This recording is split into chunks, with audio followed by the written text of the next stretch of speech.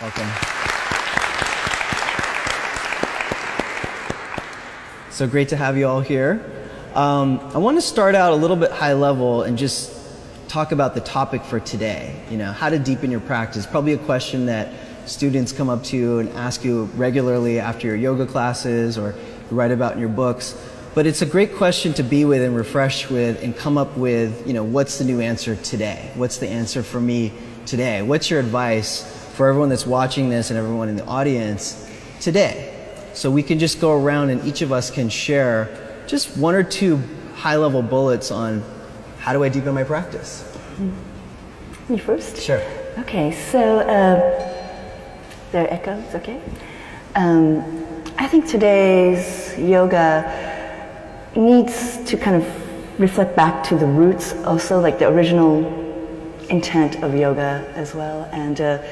And that's kind of one of the reasons I went to India to study Ayurveda, because I felt like just as yoga is the door to, experiencing deeper consciousness, Ayurveda is the door to understanding that yoga has a vast context, Absolutely. And when yoga came to the West, it was taken out of context. Well, and Hatha yoga part got really highlighted, and then all the rest became kind of, so it became a very physical-oriented practice, we can say. So I think now that the yoga audience is much more mature and, savvy in some ways, and also the globalization of this whole world, I think it's time to also look at, what really is yoga? What is yoga? And kind of connect with the various aspects of yoga tradition that have kind of gotten forgotten. And so connecting with Ayurveda is one way that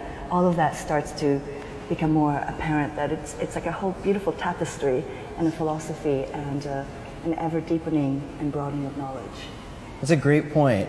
I would agree with you. So I feel like Hatha yoga has become so big in the United States and the world, which is fantastic. It's a way for people to get in the door, to get introduced. And in the West especially, we always want to work out. We want to do something physical and move around and get in shape and look good.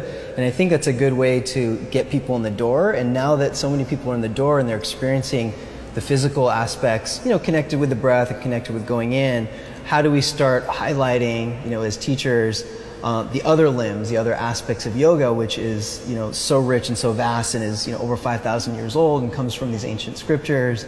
And we'll talk to Sri Sri about that in a little bit as well. But it's a wonderful, wonderful point that you're bringing up. Darren, we'd love to hear from you as well. I think your question is the most fundamental question, and I would answer a question with a question. Is what is yoga practice? I think we've come to think that yoga practice is getting more flexible. And when that is your definition of yoga practice, then being able to touch your toes or stand on your hands becomes a deeper practice. But if you go back to the original definition, the joining together of that which is perceived to be separate, then the deeper practices are not more contortion, but more meditation, more breathing, more mindfulness in the body, and then most importantly, what you do when you roll up your mat. Right? It's like the person that goes to church on Sunday and is mean to everybody the rest of the week. We see a lot of that happening in yoga now, where we chant and say namaste and we're done until we chant om again. And I think the practice extending, the deepest part of the practice is when we extend it beyond our yoga mat or meditation cushion. Wonderful point. Yeah, and I love what you said about what happens beyond the mat, what happens beyond the class.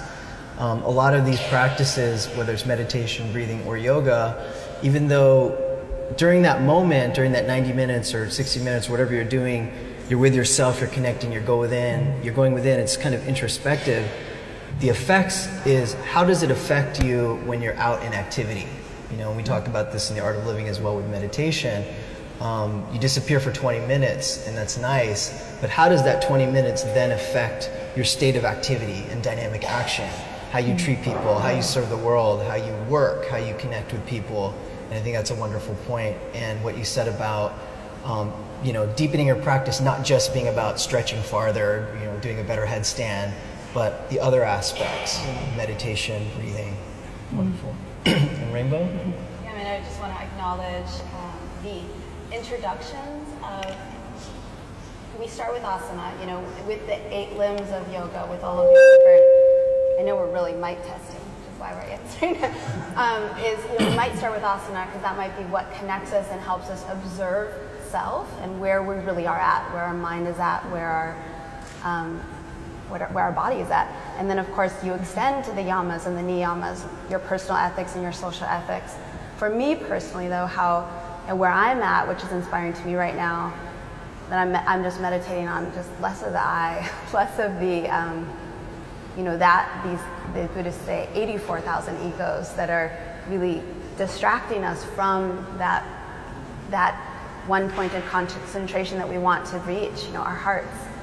So that's what has made it exciting to me. When I was sort of in my heyday of being the face of Adidas and teaching around the world, I remember it was a little awkward to be put on a pedestal for your yoga practice, which is a very individual thing.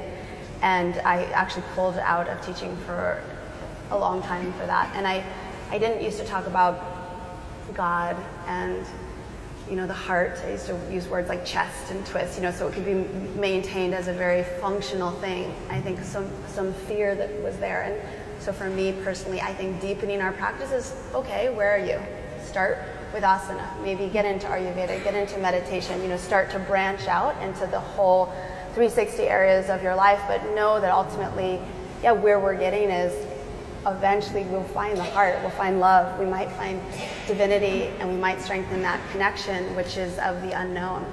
And it's actually exciting, but slightly awkward for me to be in this moment now where I'm like that connection to divinity and meditating and sitting and sublimating is more important, way more important than getting the next posture in a sequence. So to deepen our practice is not to get the next posture, but to connect with that which is eternal, and to use the practice to sit and to find our hearts. Wonderful. That's beautiful. So I'm definitely seeing a consistent theme amongst all of you, very established yoga teachers, best at your game in your field, and seeing how that next step is, again, beyond the mat, beyond just the postures. So a follow-up question to that is, how do we bring people along that way? So we do live in a society where it has changed. Meditation has become more pop culture and more mainstream than say 10, 15 years ago. But at the same time, yoga still, for the mainstream US is still very much a physical practice. I want to look good, I want to get in shape, I want to move around, I want to feel good, I want to be able to stretch. There's a yoga studio where I live, and outside it says, no Sanskrit, no chanting, literally on the outside of the wall of the yoga studio.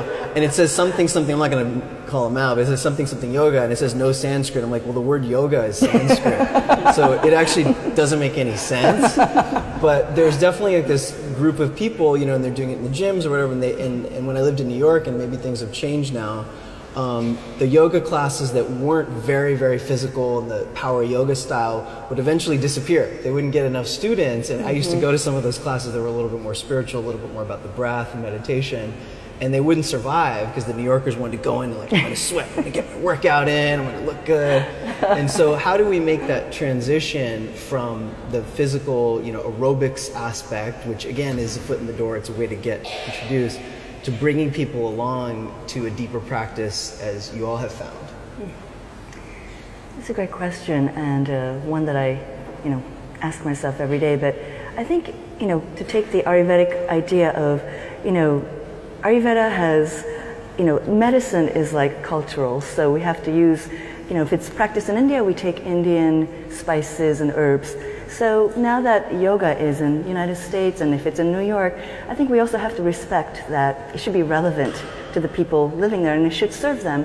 So in that respect, I don't necessarily say no, the sweaty classes are not good, because in a very rajasic place like New York, where I live, I think you need intense yoga sometimes. If you're young and if you've got a lot of energy, you need to get through the rajas to get to the sattvas. So I don't think that it has its place, and so I'm not saying, all of it should be just sitting and meditating and doing shavasana all the time. But so I think we need to, it's always a challenge, the skill of the teacher to be able to see the students and the body of people that are in front of you, and then to serve them in the way they want. I think first you should fulfill what they want, also what they came to class. Absolutely. There's a kind of a contract that they came for something, and I think we should deliver that and fulfill that.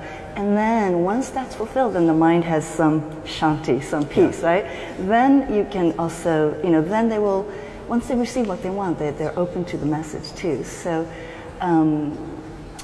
it's not like we're trying to cater to the ego, but I think we also need to fulfill the purpose for which people come to yoga. And now that it is in a physical context, I enjoy teaching those sweaty classes. So I think we have to read what's appropriate and what, a particular body of people are, desiring and wanting, and also serve that too. There's nothing wrong with it. Absolutely. But then you come from this place of service I think always has to be consistent, Yeah. And it's a great point. We definitely have to give people what they're looking for and then take them along. Because if you start out with just something really, really deep, it's like teaching, PhD to a kindergarten student. They're not going to get it. In a sense. It's not necessarily like linear, but it's what they're looking for, to your point. The body's like a doorway, that Yeah. I think people have to go through, and it's a doorway to great things, so we should honor it. Absolutely. Yeah. Darren? Thank you. That was perfect. A few years ago, I was leading a teacher training down in Costa Rica, and one of the men who did the training, he was a personal trainer, and just wanted to add yoga exercise to his offering. And he made it very clear that he was not interested in the meditation or any of that weird spiritual stuff.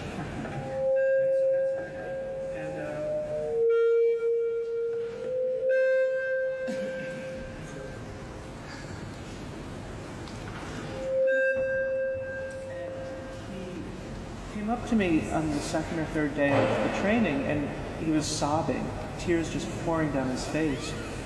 And he said, "What's wrong with me? I haven't cried in years." And I said, "It's your yoga. Yoga is doing its job." And so for me to just invite people wherever they're at into the physical and trust that the yoga practice, if I bring the right mindfulness and intention to my teaching, that the yoga will do the rest, and that when a given student is ready for something, they will come to you and they will ask. And when somebody asks you for something, they're just open and ready to receive it, versus me being the preacher that says, "Thou shalt do yoga this way." They tend to put up a wall, and they're not interested. So I think it's just trusting.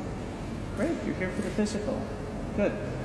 And then when they're ready, they will ask for more. Absolutely. Thank you.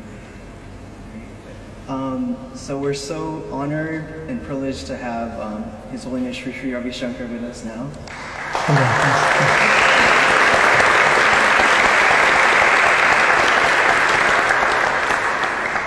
And we'd love to shift gears a little bit now and have all of our esteemed celebrity teachers here ask questions for Sri Sri about deepening our practice. So we can start with Rainbow. My questions, okay, so the questions, I think the ongoing questions that for people that I know do yoga, the question is, how do we create a deepening of the yoga community in the West that is less self-promoting and less business-like, but more to the heart of what the original yoga, the science of yoga intended? First of all, wonderful to be with you all here. And as I heard you talking about, yoga opens up many avenues. I would say it's like ocean. Some people come there just to take a stroll and get a good breeze. Some others just put their feet in, and some go for swimming, some go for surfing, some others go for scuba diving. So, others go with a rig and get the oil. So, infinite possibilities are open to people in this. And as they progress from one step to another, I think It's a natural thing for people to want to share themselves, and that compassion and caring is sort of inbuilt in yoga. I feel that we don't need to make an effort to make them understand that. And it's a spontaneous outcome. So my question, Sri Sri, is what do you see or understand to be advanced yoga? Because a lot of times students, you say, I want to get more advanced, and then I don't, I want to tell them so many things, but I would love to hear your perspective. Constant awareness and an undying smile and willingness to serve, jump and serve the people around you or her.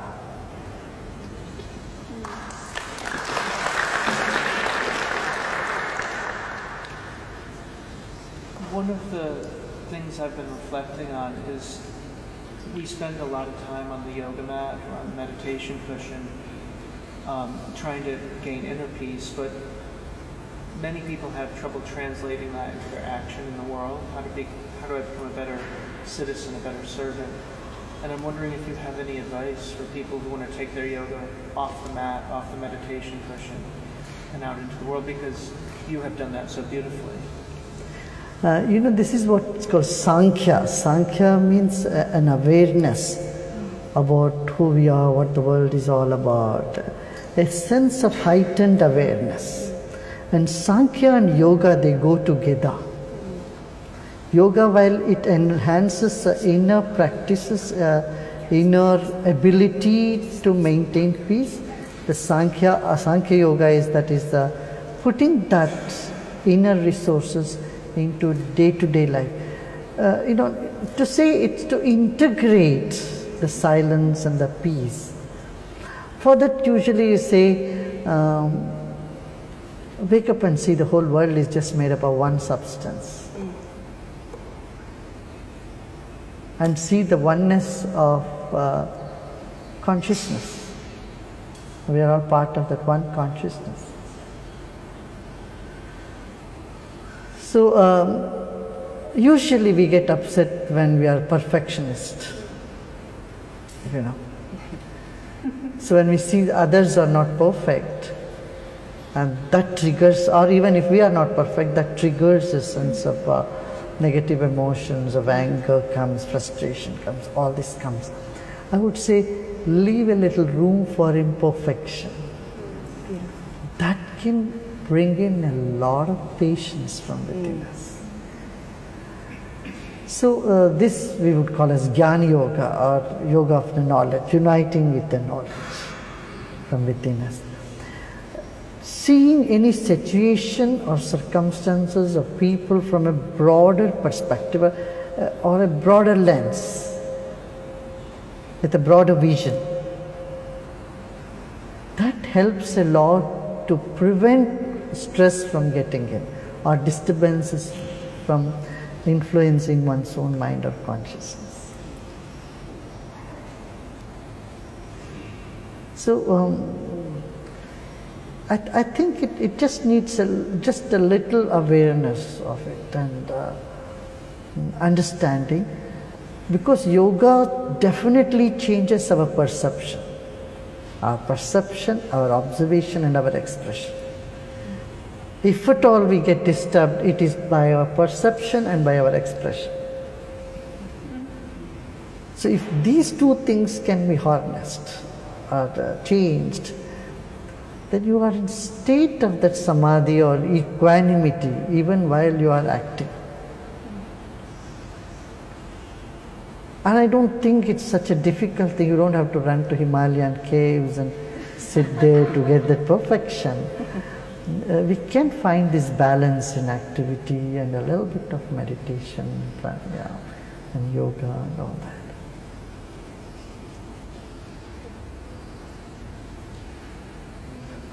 Hope that answers your question.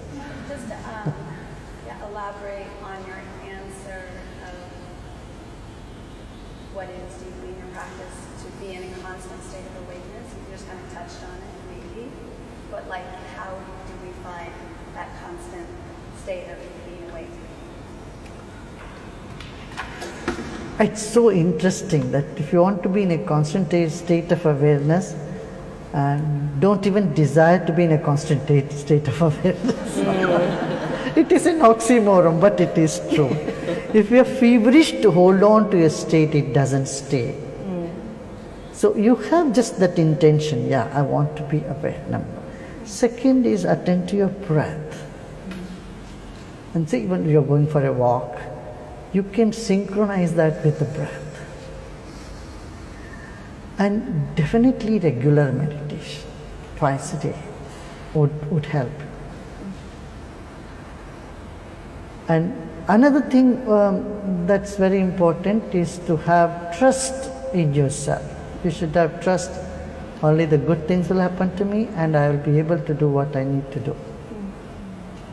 This trust gives you enormous strength to maintain the awareness.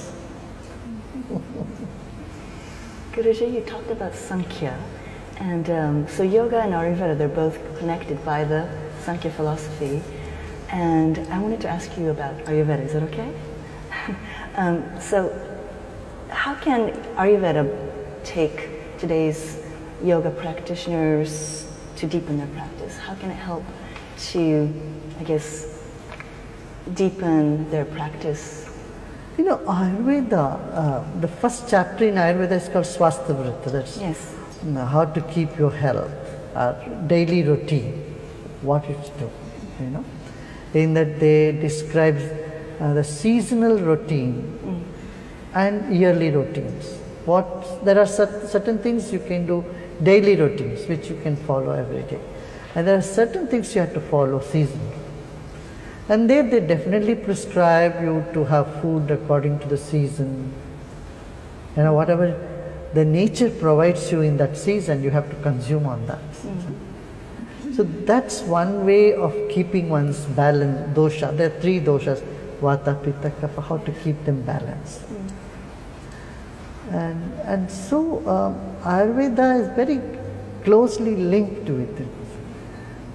Whenever there is an imbalance in the body, then some of the herbs, Ayurvedic herbs, definitely restore the balance back.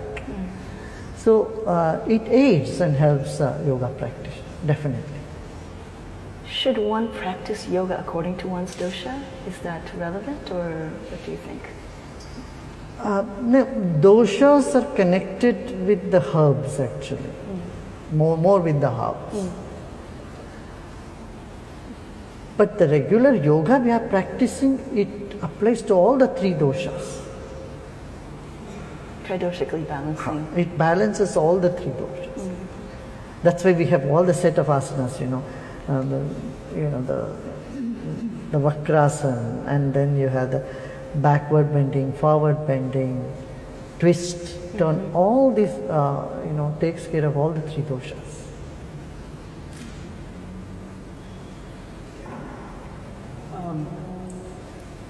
When I first started investigating yoga on a deeper level myself, I would sort of go from guru to guru and teacher to teacher and book to book, and there seemed to be 2 schools of thought. There was the dualistic versus non-dualism, and I would read them and I would think, wow, that sounds great, makes so much sense, and I'd read the opposite and feel the same way. And I'm wondering if you could speak to that, to like the difference between, say, Tantra and Sankhya or Vedanta. Like how are those things related? How are they different? And a student of yoga, how would they pick or choose or integrate? The non-dualistic yoga is the basis. That is like the quantum physics, most advanced. And the dualistic yoga is like the classical chemistry. They both have their places. Right. Yeah. Though they appear completely opposite, but they very well integrate in a system. I would say everything in this room is all made up of wood. That's non-dualistic. But if you say, no, the chair is not the table, table is not the wall panels, wall panel is not the door, this is dualistic. So both are compatible. So we start from the dualistic, and the ultimate is non-dualistic. So what asana to be done, when to be done, what should we do, what should not do, all this is on the dualistic point of view. But then when it comes to pranayama and meditation, then you see all the differences melt away. It's all one lump of energy, or you can say one field of energy. So we are part of one universal field of energy. That is the awareness. That's when you translate an activity into a deep state of awareness.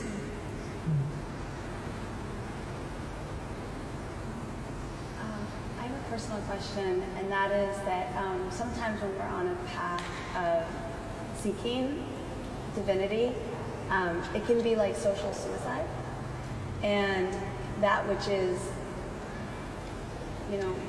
very much in the heart is not necessarily the popular.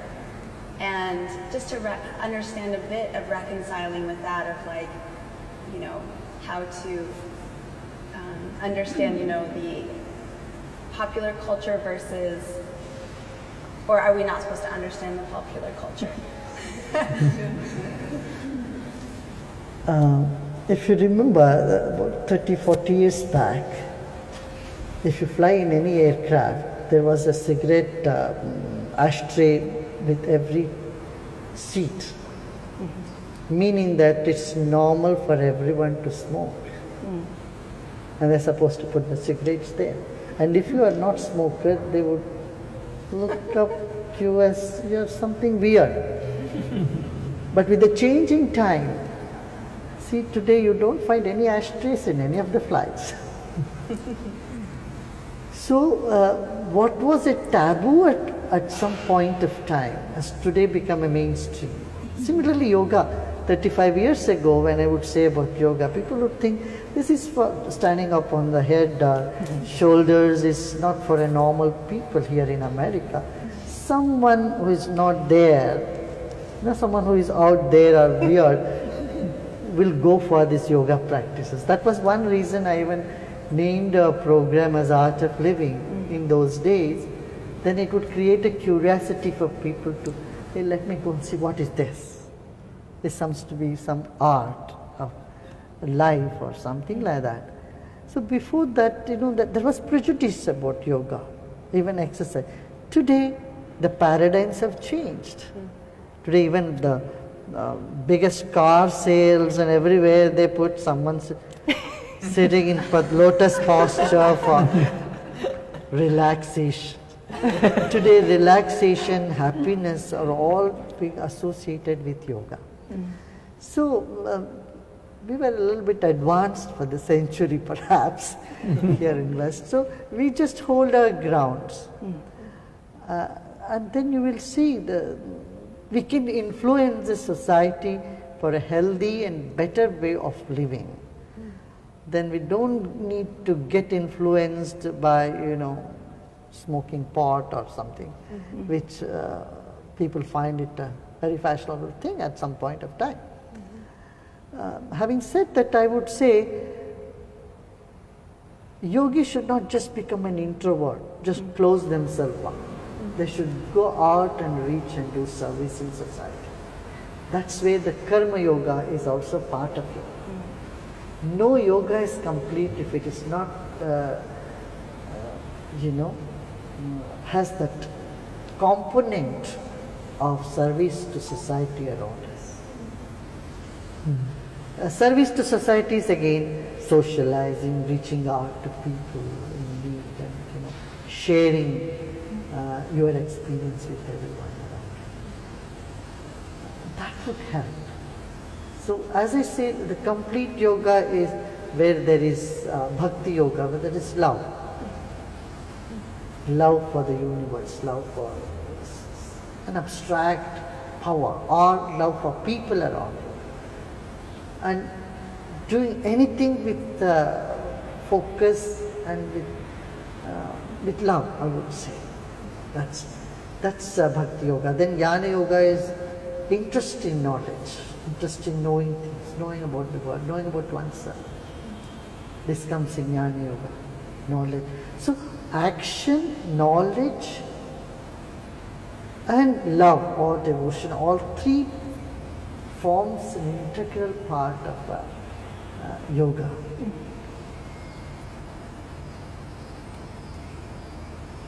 So this would definitely, if you pay attention to all these three aspects of yoga, you would feel very well integrated in the society that you are in. Not only just integrated, you will charm the society around you. People love to be part of someone who would like to share without any prejudice. Guruji, I have a question about yoga and art. Since your organization is called The Art of Living, and I have many artists and musician friends who wanted me to ask you, what is the relationship between yoga and art for one's evolution, spiritual evolution? See, art means the appreciation of what is. See, these flowers are arranged in some way, and that arrangement you appreciate, that becomes an art. Otherwise, you will say they are just dumped in a place. Correct? A stone is, a few pebbles are dumped in one place, you just say it's dumped there. But if you organize them, arrange them, and if you appreciate that, you call that as an art. So life itself is an art of how to manage this balance between body, mind, spirit, and your intellect, everything. And art is an expression of consciousness, and yoga is bringing that harmony in the consciousness. For a musician, can music be his yoga? For a painter, can painting be his yoga? Of course, of course, of course. But they also need some asana.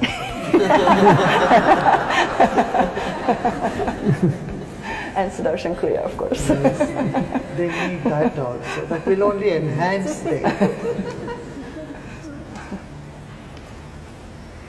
Any action wherein your consciousness is fully immersed in it, and united with that. A painter is painting with his soul, with heart and soul in it. That becomes yoga. Like Nada Yoga is, a musician is so deeply immersed in the music and being so creative. It's called Nada Yoga. Yoga of sound, yoga of music. When Arjuna was on that battlefield, was he was performing the art of war?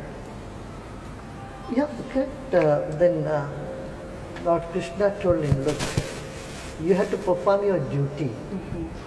He said, Yogastha Kuru Karmani, be established in yoga, then you act. Then you will really act, otherwise you are simply reacting. I think today it's very, very relevant.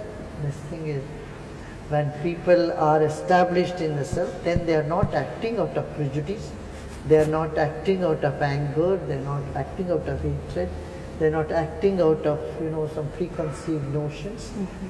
Their mind is very alert and are capable of doing what is needed to be done at that point.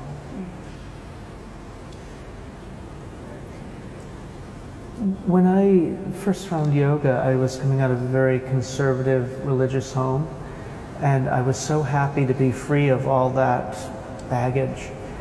And then I started reading the Yoga Sutras and realized that things like brahmacharya were part of the Yoga Sutras. And then I had resistance to that. And I'm wondering, because yoga was really developed for people who removed themselves from society, how do we practice things like brahmacharya or dietary restrictions or things that may not fit neatly with modern society? See, brahmacharya is, in a wider sense, having a consciousness which is broader, wider. Brahma means the infinity. Charya means your mind moving in the infinity. Has a bigger dimension to it. At the same time, abstinence is also part of it. I mean, because there it is conserving energy for oneself. Again, all these 8 limbs of yoga, which is said, yama, niyama, asana, pranayama, pratyahara, to the degree we follow it, to that degree everything else also there follows. So if you want to be totally into it, then there is something. But if you want to just practice it for you, then I would say moderation. Moderation in everything. In Gita, Krishna has very clearly said, one who doesn't eat or one who eats a lot, both of them cannot be yogis. Similarly, one who is a workaholic and one who doesn't do anything at all. No. He has said moderation is the line for it. But it depends on if you want to choose to be a celibate, then yoga is excellent because it helps you in that direction as well, to be a celibate. Instead of pushing down your desires or trying to suppress your desires, which many people do. They take a vow and they try to suppress their desires. With yoga, that doesn't allow that suppression there. It's a natural outcome. When you are so happy from within and you're so full of energy and joy, you don't feel a need for a physical act to find that relaxation or joy. So that's an advanced stage. For me, brahmacharya is a happening more than a practice.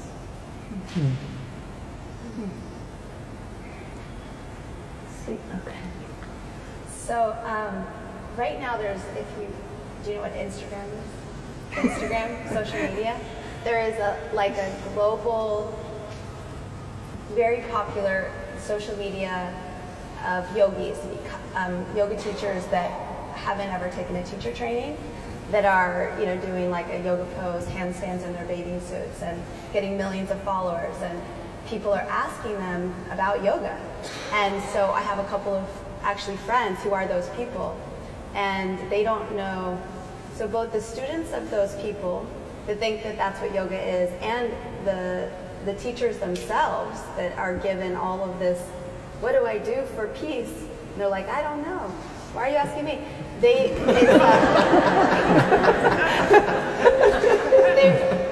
What do we do? How do we support that whole wave of this, probably a much bigger culture than we can even imagine of people following that for yoga?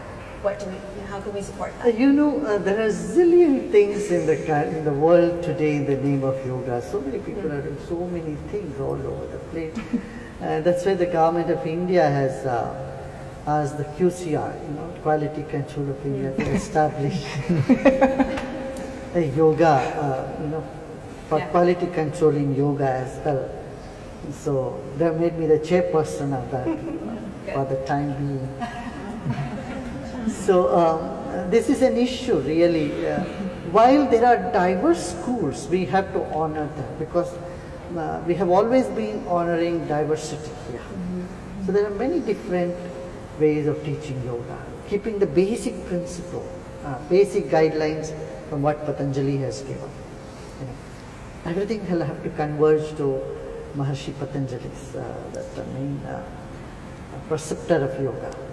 But with that as a guiding force, but there is scope for people to play around within the framework. And definitely we do need some sort of guidelines to people and see what is really authentic yoga and what could be sort of the time pass exercise named as yoga. That challenge is there. So, you are all doing such good work. I think you can guide people in this direction. So from Instagram to Patanjali's Yoga Sutras. My question is, in that second verse in Yoga Sutras, he defines yoga as yogas chitta vritti nirodha. So how do you translate that word nirodha so that it's not suppression? I've seen so many commentaries, but I would love to.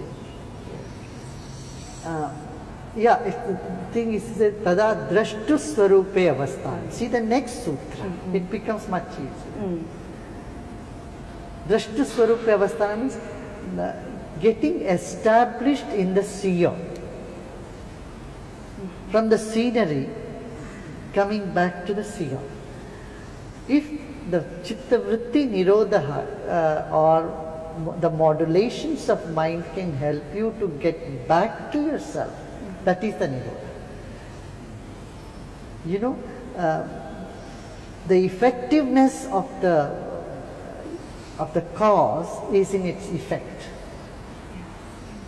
So here the cause or the path or the technique is chitta vritti nirodha. This is the path. The goal is to be established in the drishta, the seer. So the result will tell you whether the process was correct. So nirodha is the process of returning back to the seer. Nirodha is the process, and the result is being on the seer. Okay. And if you get, by doing the nirodha, trying to control the mind or do something, you get more stressed, more agitated, more unhappy. You are not your natural self. Right. Then you have done the nirodha wrong. You have understood nirodha wrong. The right method is that, okay, you are coming back to the seer inside of you. First you see, this is the scenery, I am the seer. Then I shut my eyes, then the body becomes the scenery, I am the seer. Like that, layer by layer, that we have the 7 layers, the body, breath, mind, intellect, memory, ego, and then the self. So the result of this, what does it bring up to in our day-to-day life?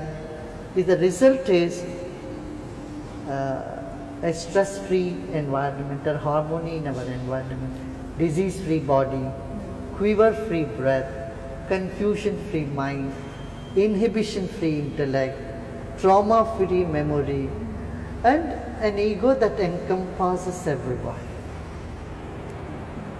These are the results of being established in the seer. The signs of drashtu swarupe avastha.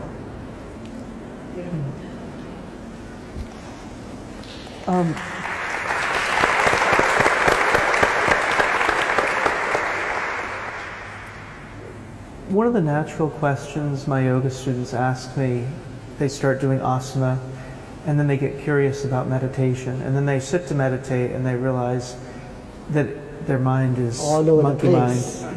And they become convinced that they just can't do it, that their mind is somehow broken and that meditation is not an option for them. And I'm wondering what advice you have for those people who are curious about meditation to find a way to manage the monkey mind and understand it and not be afraid of it. Yeah, in the beginning, guided meditation would be essential for them. So someone should guide them through meditation. Like you guide them through Yoga Nidra. In Yoga Nidra, take the mind, attention to different parts of the body. Like that we need to do that. Second thing is, many people think meditation is concentration, not allowing thoughts to overwhelm. This is a misnomer. Meditation is not concentration. Dhyana means concentration, na means not. The word dhyana, that's for meditation, itself indicates dhyana means no concentration. To do any work, you need concentration, you need effort. To do nothing, you don't need an effort. But though it appears to be putting a lot of effort. So in reality, there is no effort there. So with these two guiding principles, number one, no effort, and number two, it's not concentration.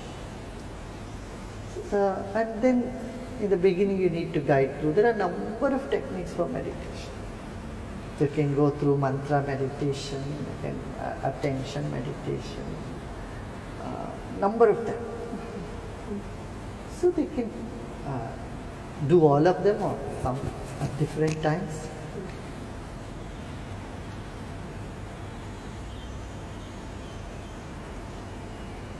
And the impact of right meditation is when you come out of it, you will feel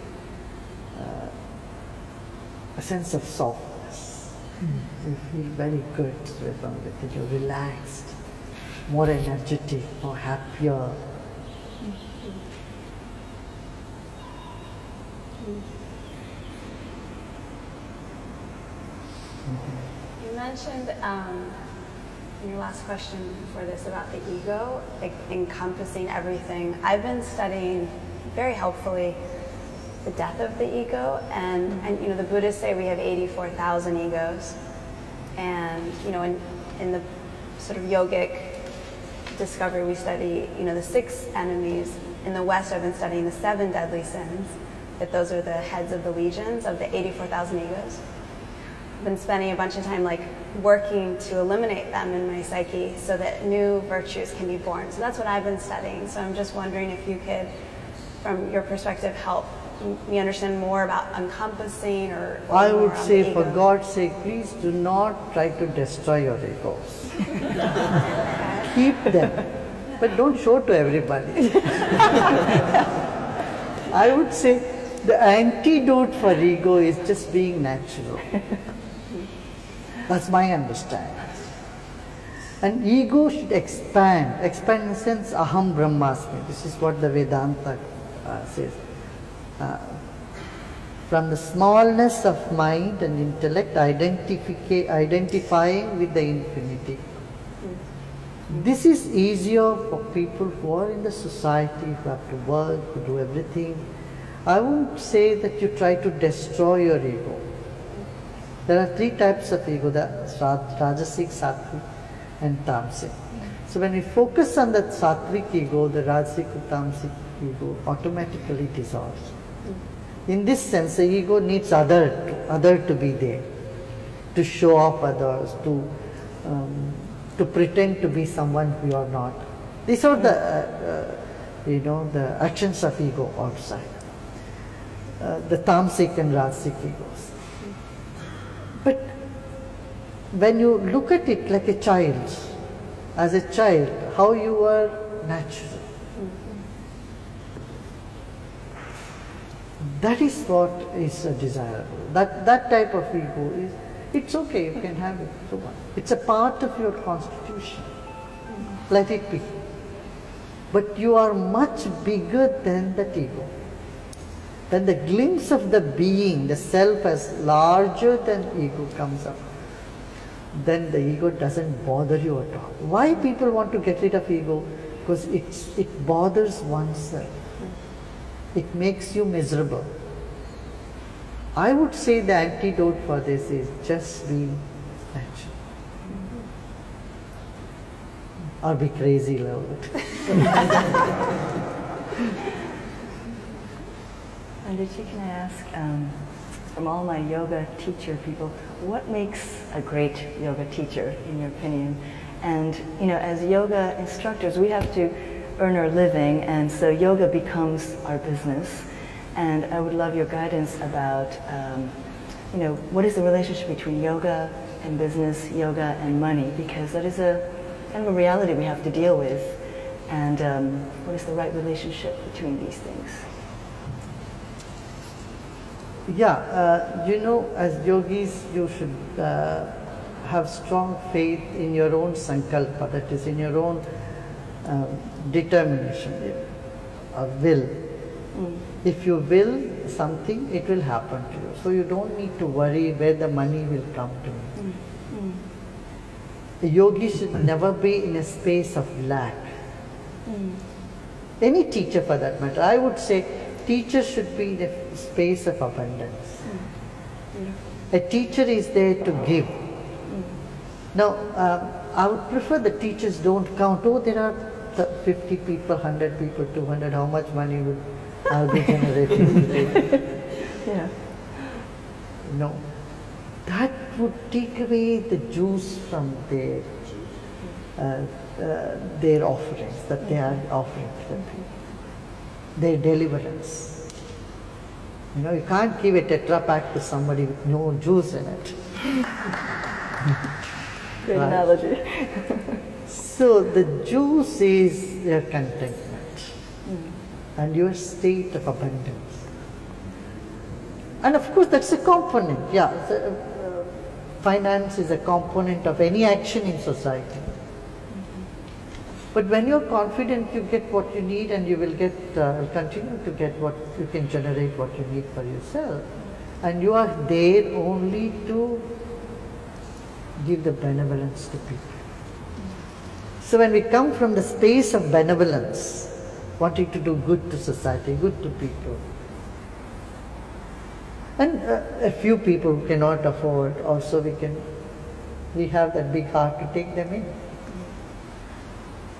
So when our focus is on deliverance, resources will simply flow in. I think this one thing we must keep in mind. We are here to deliver something good to the society. When we are doing something useful to the society will take care of our needs effortlessly.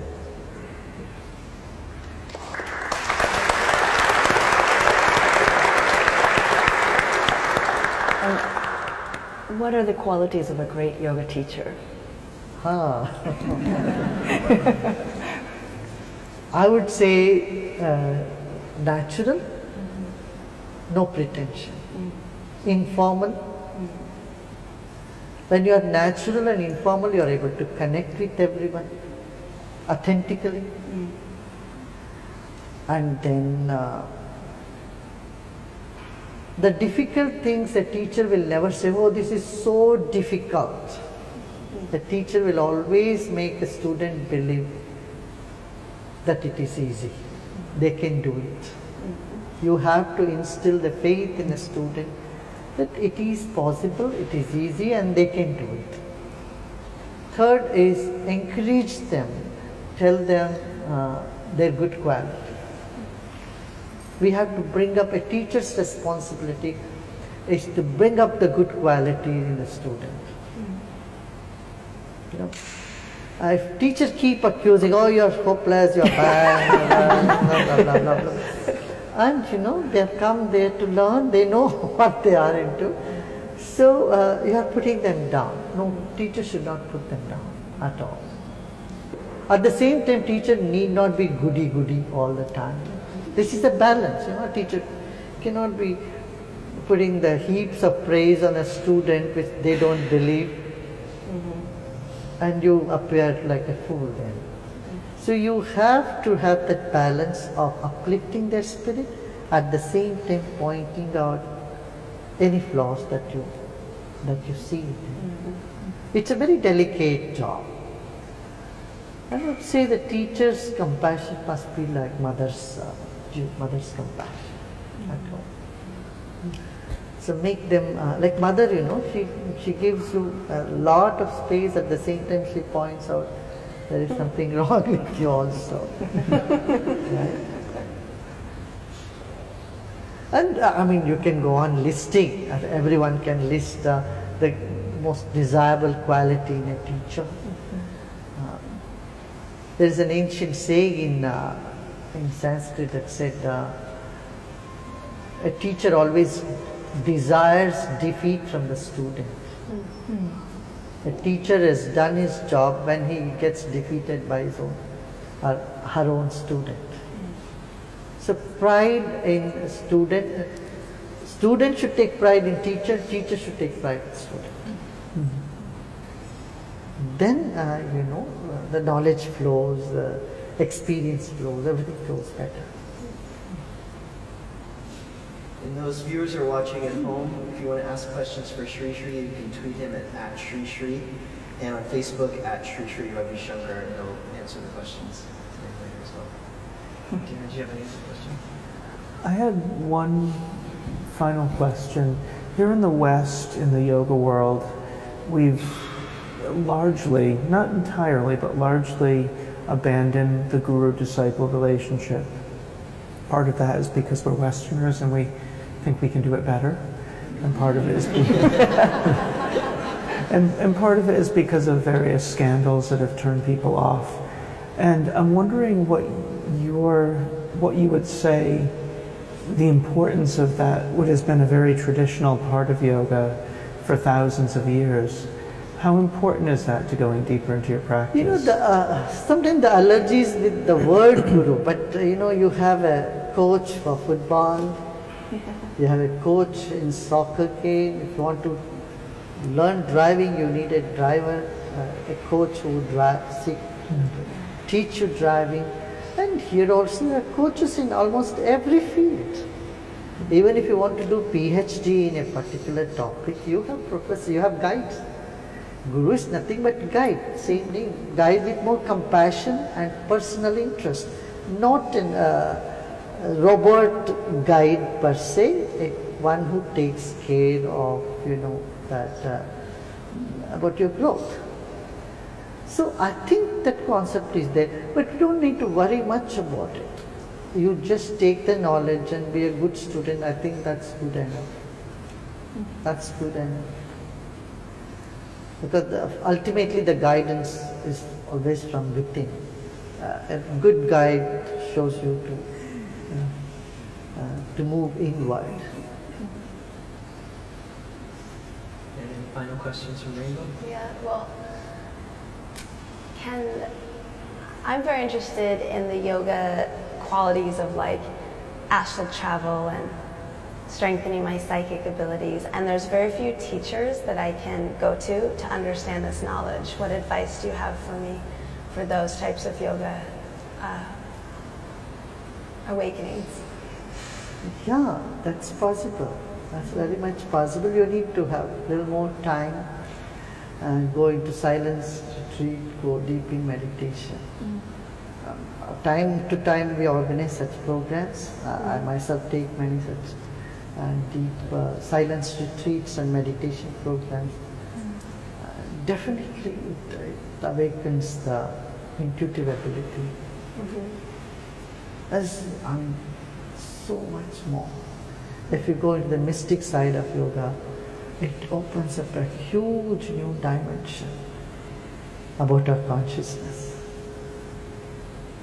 And that's an area today science need to venture to, document it, and they can do a lot of research in this.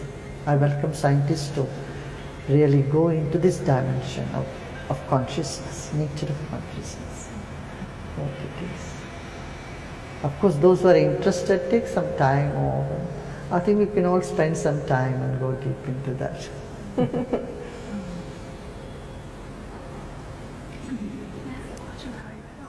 Okay, we can do one last one.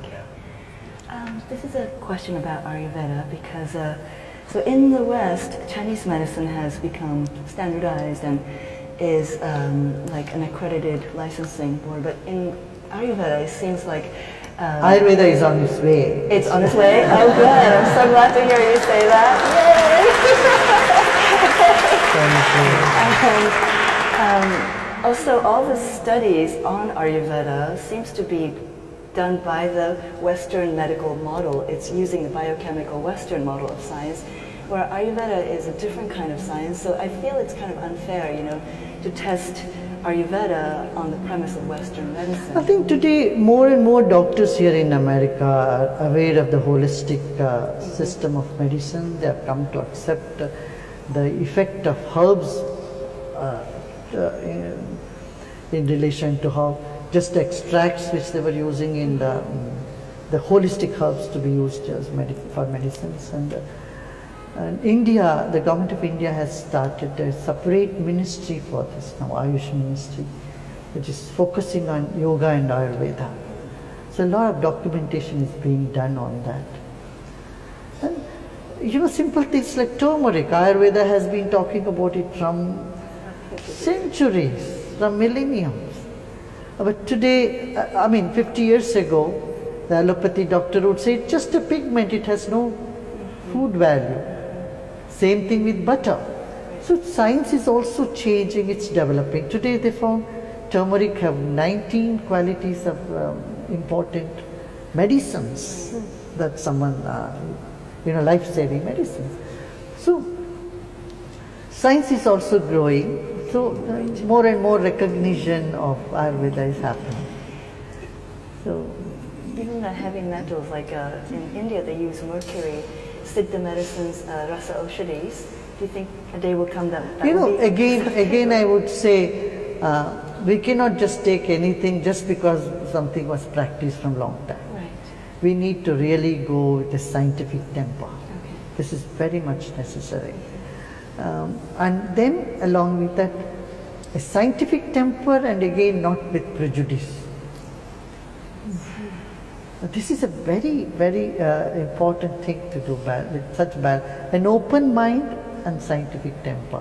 And documentation of all these, how nanoparticles are such an important part of, medicine, how nanoparticles were done in the bhasmas in Ayurveda. Now they are discovering it, what was thought to be not right thing now. They're finding it's very useful. So as I said, we need to document those things and go with a scientific temper. And I always feel that life is like a tree. The roots are ancient, but the shoots and leaves are new. So science and the ancient science, they both fall in this category. We need to look at life from the holistic perspective.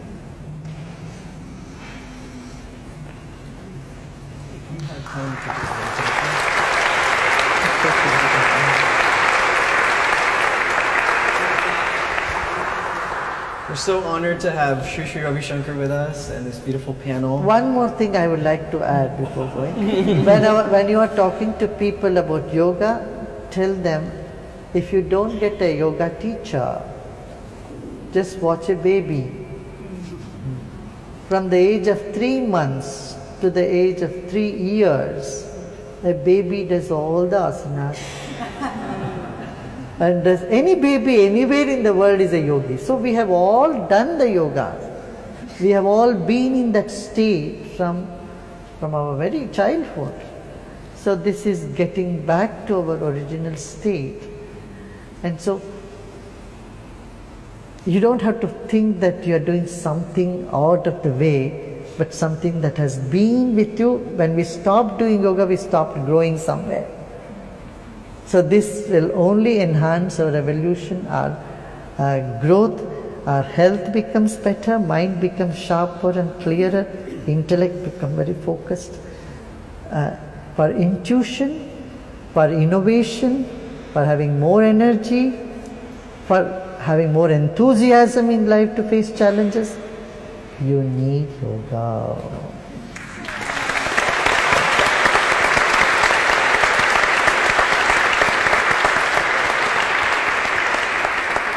Well, we're so blessed to have this wonderful event here in Los Angeles at the Art of Living Center. Once again, Rainbeau Mars,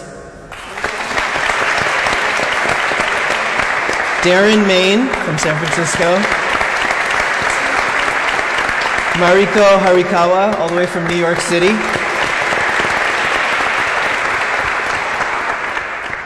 and of course, Sri Sri Ravi Shankar.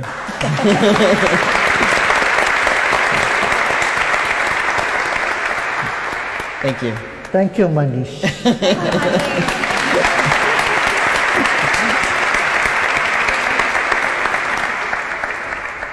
And hi, everyone connecting with us.